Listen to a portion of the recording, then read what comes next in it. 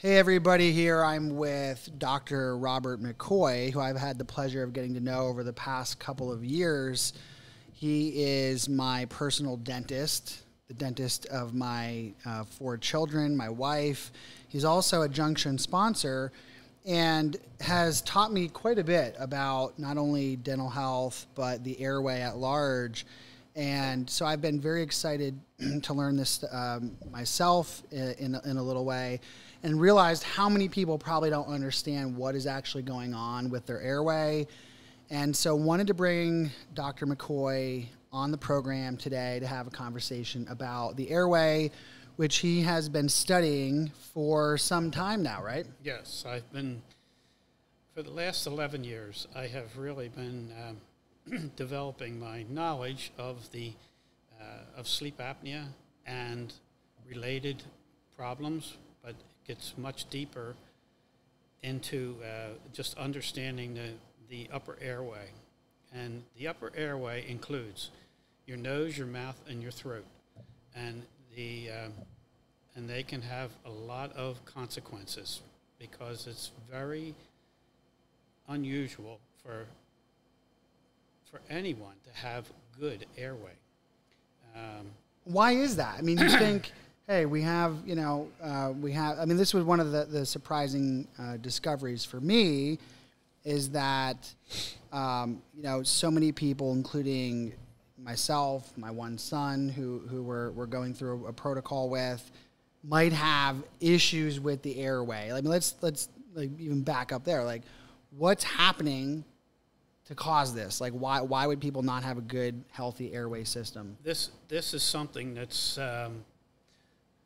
at least a couple hundred years old in developing, maybe 400 years old in developing, and it goes back to our diets, the soft diets that we have, and that the number one issue that has to happen in your development of your face is the development of the upper jaw. And if that upper jaw does not develop right as a child, there are going to be consequences. And the upper airway is the main consequence, that it just does not develop right. And but there's a multitude of problems. It can be daytime problems. It can be daytime and nighttime. Obviously, something like snoring is one of the problems that you can have. But that's one of the easier things. You're not sleeping well. Yeah, I mean, we'll get into some of the long list of comorbidities that accompany airway issues, but you're telling me, like, are the fact that we're eating more processed foods, softer foods, even as a young kid. So my son started with you when he was 6, and part of it is probably genetic, but there's also some piece to it where it could have to do with breastfeeding versus not, some things like that, right? So trends that have happened. That's part of it. But when you say genetics, it's not really genetics the way you think of it as genetics, because it really is something called epigenetics, which is the environmental effect on the genes. Yeah. And that is where things can happen quickly in a matter of a generation or 2 generations, but they can also improve quickly when you change the environment. Yeah. And things like the eating and the not the types of foods as much as the consistency of the foods. Let's see what else. I would say the Binkies, when kids love Binkies now. Yeah. Every kid's walking around with something in their mouth. That's bad? That absolutely, because that's a negative force on the upper jaw. And with that sucking on the Binky, it's pulling the muscles and the upper teeth into the center of the mouth. You need a wide jaw development, upper jaw development. Yeah. And and then there's benefits that it's not really benefits. There's I'll just say a consequence that the lower jaw will kind of track the upper jaw in its development. And when the lower jaw is too small, when the upper jaw is too small, the lower jaw will also be too small, and it will also develop in a more retruded position, which creates. It's about the upper airway and the position of the tongue, and you have to keep the tongue out of the throat, and it developmentally. So this is something that we're seeing across the population, kids, middle-aged, adolescents, adults. We're seeing this problem in lots of different patients. I know you have patients that range, across the range of ages. How do you know if you have an airway issue? Like, what might be the manifestation in your everyday life? Because when I saw that list, I was like, holy smokes. Yeah, there's a lot of possibilities. Most of the time, people are aware of how poorly they're sleeping, and that is that is very important to be able to get. It affects so much of your daily performance. How do you know when it's not just your toddler that wakes you up like throughout the night? Like I would say my wife and I are probably by the books like awful sleepers, but we have interrupted sleep, right? So if you have kids, that's not fair. When you know that when you have kids that are interrupting, that's not a diagnosis that you can't put a lot of weight on that, because there are factors that are distracting from the clarity of the diagnosis. But you kind of got me off on that one. Well, the kids, so for example, let's start with kids, because the one thing you want to be sure of with a child is that the child is not snoring. No child should snore. No child should snore. Ever. That's right. And if they are snoring, that is telling me that their airway is compromised, that their tongue is probably not positioned right, and that they are mouth breathing. And that can all be reversed. So mouth breathing as a kid is also not a good thing. Oh, absolutely not. Because people know kids, there's mouth breathing kids out there. Okay, so mouth breathing adults. But what about bedwetting? Bedwetting kids, I meant. Yes. Bedwetting adults. Well, that's a lot of reasons why that can happen, but not for this program. So a bedwetting kid, the airway can help solve. Because I know a lot of parents have tried everything with trying to get the kid not to go at night, and that's the last frontier in terms of potty training. Nighttime. Right, I got a kid. He's gonna use the potty during the day, and a lot of people here have young kids. But at night, it seems a lot harder. So the airway nighttime breathing can actually have an impact on bedwetting as well. Yes, it's something about when you're not breathing right, and if it's really what we call an apneic event. Apneic is when you actually stop breathing, and a hypopnea is when it's just a suppressed breathing. It's not really a stoppage, but nevertheless there are these things will ruin your sleep. They will cause you to change sleep levels, and you just don't get a restful night's sleep. And so the number one thing is, do you feel rested when you wake up? Yeah. Now, the kids, some of them will say yes, or they will say no, I don't feel rested. And then if the parents say that they do snore, that's another thing. Excess daytime tiredness is a huge symptom that is very common with people coming into the office. Yeah. That can be caused by more than just a sleep problem. That can be a systemic problem with a lot of different things. And kids can cause that too. I know my kids just wear me down. No. So you have a list of symptoms from airway issues that includes, sleeping but not feeling rested. You have, bedwetting. You have mouth breathing. You have just tiredness and malaise during the day. But you also get into some real serious stuff around your blood pressure, heart disease. Yeah. Another common one that we're overlooking is ADHD. Very, very common for that to be misdiagnosed, because the child may actually just be tired and is sleeping so poorly. They may not have ADHD. Yeah. They may just need a good night's rest. I can see that. If my kids don't sleep properly, it's like a different kid. Yeah. It really is. So, okay. So here's my point in asking you, like, the reality is probably 7, 8, 9 out of 10 people are going to be able to check at least one of those boxes.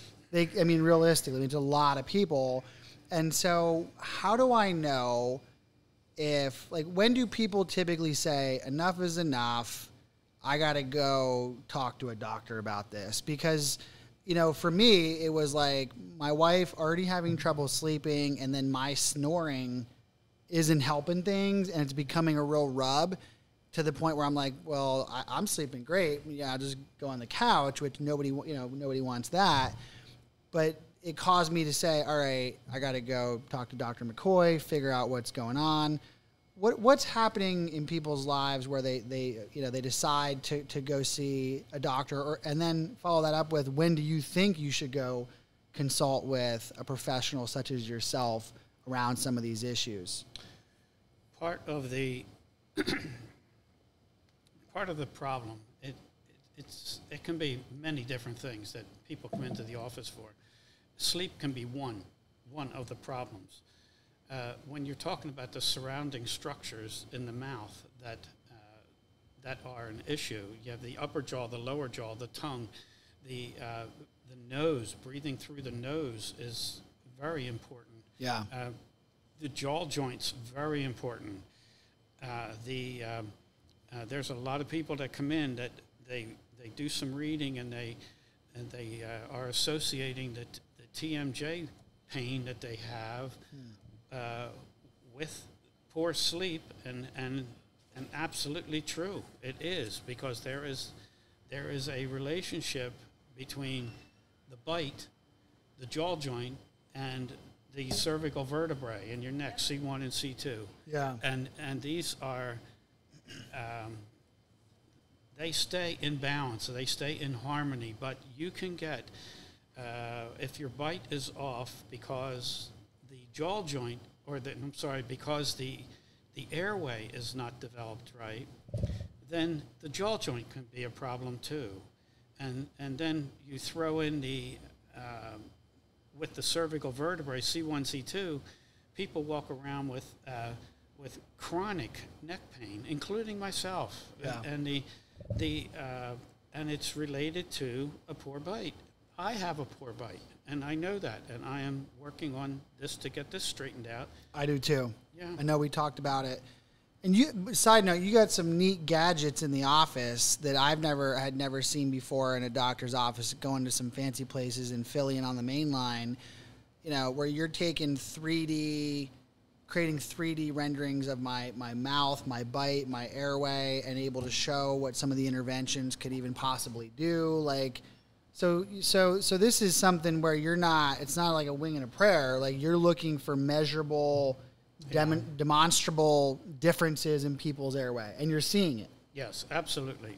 We do a lot of diagnostics to supplement the treatment that's going to be done. We look to do one fantastic tool is what we call the cone beam. That is a CAT scan, a dental CAT scan, where I can do I can see, one of the things that comes out of that is that I can isolate the airway, the throat airway, and see if it is compromised or not. And there are times when you're supposed to be breathing through a space that's about the size of a garden hose, from the back of your nose right down to the trachea. Yeah. And there are people that come in that are breathing through an airway that is the size of their pinky. Wow. And they comment that that they have a hard time breathing. And they also comment, well, it's no wonder I could never play sports as a kid. I could never catch my breath. Yeah. And so there's a lot of different reasons for people making a decision to come in and get things checked out. And the cone beam is pretty, I mean, that's one of the early steps in your protocol, right? And that's kind of what you're asking a lot of questions. You're spending time with people, which is unusual, the amount of time you spend with people.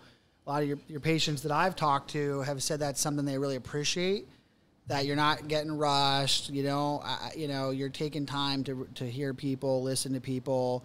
You have, decades of experience, and I think that really shows. So the cone beam, and again, thinking about my own son, like, it's really nice to be able to have some imagery that we can compare to as we go through the protocol, because in his case, he ended up with a dental appliance that he sleeps with. Yep. All right. And anyone with kids trying to get them to do anything, as part of a habit, a good habit, especially at nighttime, can be a challenge. We got him wearing the appliance. It's actually a little bit easier than we thought, but you had to make one adaptation to it to help him breathe better, right. which made all the difference. That's right. And now he actually, he wears it without any issue. He has he doesn't want to sleep without it. Like, he actually says he sleeps better with it. And this is a kid who he's not he's going to tell you. He's a very literal kid, as many kids are. He's smart, and he sleeps with it. He'll keep it in when he gets up, when he's kind of getting ready, watching TV after he brushes his teeth. He'll actually pop it back in. So something about it is working in his mind, and we're still early in the process, so we don't have a ton of data yet, but we're excited to get it, and anecdotally feels like it's working. Well, I'm sure it is, because this is, you get a testimonial from a child and I had it from my own granddaughter too, and she just said, "Pop, what does this do?" She says, "I can tell you, I sleep really great with this in." And there's my granddaughter who's snored, and really, she snored, and she has airway problems, and it has helped her. And with Bowden's kind of exceptional. He's a bright kid, and you tell him something, and he keeps it in his mind, because he knows that it will help him, and then he starts to recognize the breathing improvement. But these little appliances, and they're called Vivos guides, and it's just a one piece that goes in the mouth that the child wears, but it will force the child to nose breathe. It will also force him into a more forward lower jaw position and open up a little bit more, so that the jaws will develop better. And by moving the jaw forward, he's going to open up his airway, and he will sleep better, period. And better sleep, it's just going to be a well-behaved child. 100%. And with more families doing school at home or hybrid, where they're spending more time with their kids, some people have even noticed that their kids may have issues that weren't as clear before. So it's I think it's super timely. I think it's super valuable. We're very excited about the things that you guys offer. The community. Also live in the community, have for a long time, right over here behind Longwood Gardens. And in the Traditions community, family-run business. Your daughter is office manager. Eva's at the front desk. You get to joke with her a little bit when you come in and say hello. She's super friendly. We all love it. It's actually a place where we actually like coming to the office. I know that's weird for a doctor's office, but you guys, I think there's something to be said for just a good office environment. And Seth, your grandson, he's running around helping out a little bit, doing some marketing, right? So it's just a family. It's a Unionville Chadsford family affair. been here, been doing it a long time. Anything else that we've missed or you want to talk about that people should know? Well, I would say that I've been practicing dentistry 44, almost 45 years. I have started to study this Airway for the last 11 years, and it is amazing the need for this and the applications and what can be done to turn people around and make them healthier. It is one of the root causes of a lot of the comorbidities that people have on a daily basis: high blood pressure, type 2 diabetes, obesity, anxiety and depression, and it's just too big to take lightly. And I just really enjoy developing the skills for being able to help people with this, and I plan on doing it for another 5 years anyhow. Well, no, it's a good point, and I'll tell you, people seem to be looking more holistically at, or in a more integrated way at their health. That my generation, my wife and I, like, we're always exploring a little bit deeper, and for me, it frankly is sort of obvious that a trained dentist, someone looking good at looking inside the mouth and the airway, is really well positioned to see some of these evolutions in healthcare, and it makes a ton of sense. I mean, we have people who understand that going to yoga or church or whatever and breathing and meditating in a certain way is good for their health, and yet they hadn't thought to look at the structure of the actual breathing apparatus as it relates physically, and understanding that is not a set structure, that there are things that can be done to improve the health and the overall airway experience, and it just makes obvious sense. I mean, this is where a lot of anyway, I'm preaching to the choir here, I know that, but it's true, and one of the things that we haven't mentioned is, like, who would be a candidate for this? Well, when the principles are epigenetic, which, as I explained earlier, it's the effect that the environment has on the genes. It's almost everyone. I've even seen people in their 80s that I have worked on that they have responded to this treatment. Wow. And but it is obviously a faster result when you're working on younger people. Their systems just work a lot faster. Tell me about it. And there's also, it's a preventative. You're preventing things from getting worse. You tend the stide because we talked about it with Bowden and my son, and we're like, hey, look, obviously we want him to be as healthy as possible. There is a time and expense commitment. We're making that commitment to do it. So it's kind of like, all right, you want to make, but we looked at the long-term benefit, and we can kind of tell, looking at him that he wasn't the best breather. I wasn't as well as a kid, had issues, and as an athlete, 3-sport athlete, when you're in the third period in a high school wrestling match, you need all the air you can get. And so, we started looking at the airway now this didn't exist in the same way then, but I can imagine if someone really wants to be peak performance, this comes into play. Like you at least have to come in and get the scan and look and see what you're dealing with and figure out, because like with me, you said, hey, look, I don't actually recommend an intervention for you right now, right? Which I actually appreciate. Like, not every, some people are just trying to sell everyone they can the thing they can, and that wasn't the case with me. You said, hey, anyway. So I think that's important to know. What was the point I was going to make? Just lost it. It says you talked too long. Then it took me out of my thought process. I was talking about the. I got it.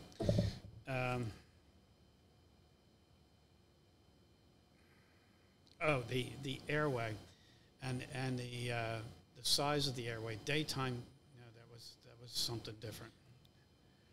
when I jumped in, it was about me, you're not selling me an intervention.